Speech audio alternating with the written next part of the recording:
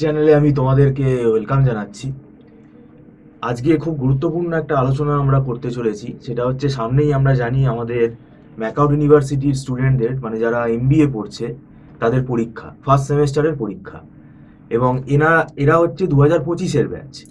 এবার এটা আমাদের 2026-এ পরীক্ষাটা হতে চলেছে ফেব্রুয়ারি মাস নাগাদ। তো এখন এই মুহূর্তে এটা আমাদের একটা লাস্ট মিনিট প্রিপারেশন করা দরকার। সেই সম্বন্ধে আমরা আলোচনা করব। এবং যারা ক্যাজুয়াল স্টুডেন্ট আছে, মানে অতটা গুরুত্ব দেয় না, কিছু কিছু স্টুডেন্ট যারা ক্যাজুয়াল, তাদেরও এই ভিডিওটা দেখলে তারাও অ্যালার্ট হবে। কেননা আমরা এখানে যেটা আলোচনা করতে চলেছি, যে কোন সাবজেক্টগুলোতে ফেল হওয়ার চান্স বেশি থাকে। তো সেটা নিয়ে আলোচনা করবো। আমাদের মধ্যে উপস্থিত আছেন মিস্টার সৌভিক দত্ত, আপনাকে ওয়েলকাম জানাচ্ছি। নমস্কার। এটা আমার বলতে মানে কোনো দ্বিধা নেই যে এই কিছু সাবজেক্ট আছে যেটা আপনি আলোচনা করবেন, যেগুলোতে ফেল হতে পারে। এবং ফেলটা হতে পারে, এটা না বলার কোনো মানে লজ্জার কোনো ব্যাপার নেই। না পড়লে ফেল হবে। তো কোন সাবজেক্টগুলো আপনি মনে করেন ফেল হওয়ার চান্স বেশি, এবং বিগত দিনে আপনি ট্রেন্ড দেখতে পাচ্ছেন? সব থেকে বেশি ফেল হবে দেখবেন ইকোনমিক্স আর স্ট্যাটে ফার্স্ট সেমিস্টারে। কারণ ইকোনমিক্সের সিলেবাস প্রচুর, মাইক্রো এবং ম্যাক্রো। এবং সব থেকে বড় কথা, আপনি শুনলে হাসবেন, আমার কালকে পরশুও ফোন এসেছে। কালকে? হ্যাঁ, একটা এলিট কলেজের ছেলে ফোন করেছে কালকে না পরশু, যে সে নাকি সিলেবাস কিছু জানে না, এমবিএ এলিটে ভর্তি হয়েছে, এলিট কলেজের নাম করেই বললো যে আপনি কি কোনো সাজেশান দিতে পারবেন। আমি বললাম, আমি তোমাকে এই এক মাসও বাকি নেই, তোমাকে আমি কী সাজেশান দেবো? আমি তো তোমাকে সাজেশান কোনো কিছু দিতে পারবো না। তো এটা বলার পর আমি তাকে বললাম, তাও তুমি যদি করতে চাও বড়জোর আমি তোমাকে স্ট্যাটে আরএমের কিছু থিওরি পড়ে যেতে বলতে পারি, সেটা পড়ে যদি কোনো তোমার লাখ, এবার কতটা কী করো যদি পাস করতে পারো। আর মাইক্রো ম্যাক্রো ইকোনমিক্সের বিশাল সিলেবাস, অ্যাকাউন্টসের তাই, সে কিছুই জানে না, মানে সিলেবাসই জানে না। এবং এরকম আরও একটা দুটো ফোন আমি এছাড়াও পেয়েছি এর আগে, 10-12 দিন আগে পেয়েছি। দেখুন, ম্যাকআউটে এখন সিরিয়াস স্টুডেন্টের সংখ্যা অত্যন্ত কমে গেছে। যদি 60টা স্টুডেন্ট আপনি স্যাম্পেল নেন, দেখবেন 60 জনের ভেতর হয়তো 6জন কি 7 জন সিরিয়াস, 50-52 জনই সিরিয়াস নয়। এরকম ব্যাপারটা এখন মানে 100 জনের ভেতর 10 জন হয়তো সিরিয়াস, 90% স্টুডেন্টই এখন আর সিরিয়াস না। এবং এর জন্য ম্যাকআউটে কিন্তু প্রচুর ব্যাকলগও এবং সাপ্লি হচ্ছে। এবং এই 2026-এর যে জানুয়ারিতে এক্সামটা কন্ডাক্ট হতে চলেছে ফার্স্ট সেমিস্টার এমবিএ, 2025-27 ব্যাচে, 25 আর 27, এতেও আপনি দেখতে পাবেন প্রচুর ছেলে মেয়ে কিন্তু সাপ্লি খাবে ইকোনমিক্স স্ট্যাটে। এবং যদি সত্যি করে যদি ইকো স্ট্যাটের কোশ্চেনটা একটু স্ট্যান্ডার্ড হয়, আমি বলছি না শক্ত, যদি স্ট্যান্ডার্ড কোশ্চেন হয়, গ্রাফ সামস এগুলো বা থিওরি মিশিয়েও দেয় স্ট্যাট ইকোনমিক্সে, এতেও ফেল হবে।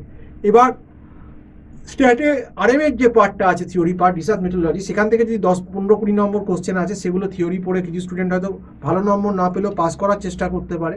আর ইকোনমিক্সেও যে থিওরি পার্টগুলো আছে, এগ্রিকালচার ইকোনমি, যেগুলো 5 ইয়ার প্ল্যান আছে, এগুলো পড়ে বা এনআই কিছু পার্ট পড়ে, এগুলো পড়ে পাস করার চেষ্টা স্টুডেন্ট করতে পারে।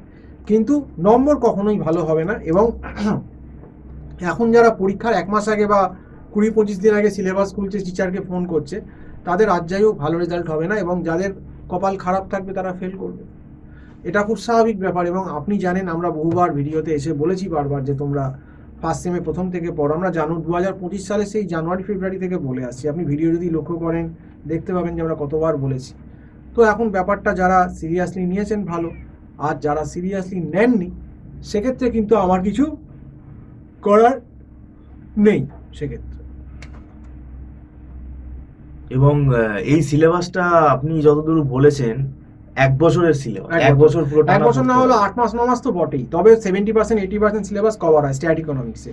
এর সঙ্গে আবার অ্যাকাউন্টস আছে, অ্যাকাউন্টসের সিলেবাসটাও কিন্তু যথেষ্ট ভাস্ট। আপনি যদি দেখেন অ্যাকাউন্টসের সিলেবাস তো কিন্তু যথেষ্ট বড়। মানে যারা অ্যাকাউন্টস ব্যাকগ্রাউন্ড থেকে আসছে না, তাদের কি মানে অসুবিধা হতে পারে? হ্যাঁ, তাদের অবশ্যই অসুবিধা হতে পারে এবং তাদের কিন্তু প্রবলেম হবে। সেক্ষেত্রে আমি বললাম যে যারা কিন্তু সিরিয়াস নয়, যে যারা ধরুন আপনাকে বলছি যে ঠিকভাবে ব্যাপারটাকে নেয়নি, তাদের কিন্তু যথেষ্ট প্রবলেমের চান্স কিন্তু আছে।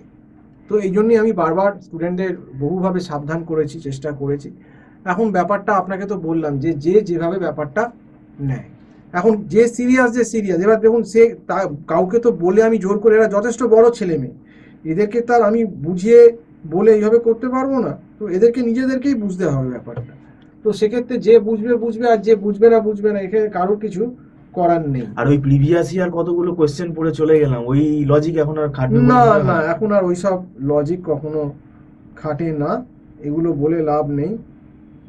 হ্যাঁ, তো সেইটাই আপনাকে বললাম যে এখন আর এইরকম বলে কোনো লজিক বলে কোনো লাভ কিছু হবে না, কারণ এখন দেখুন নতুন সিলেবাস এই 23-24 থেকেই নতুন সিলেবাস হয়ে গেছে, এখন রিভিশন হয়ে গেছে। এখন দেখুন অর্গানাইজারও সেই কোশ্চেন নেই, সিলেবাস অনেক চেঞ্জ হয়েছে অনেক জায়গায়, তার জন্য অর্গানাইজার নিয়ে প্রিভিয়াস ইয়ার কোশ্চেন আপনি পাবেন না, তার সঙ্গে মিলবে না সিলেবাস অনেক ক্ষেত্রে।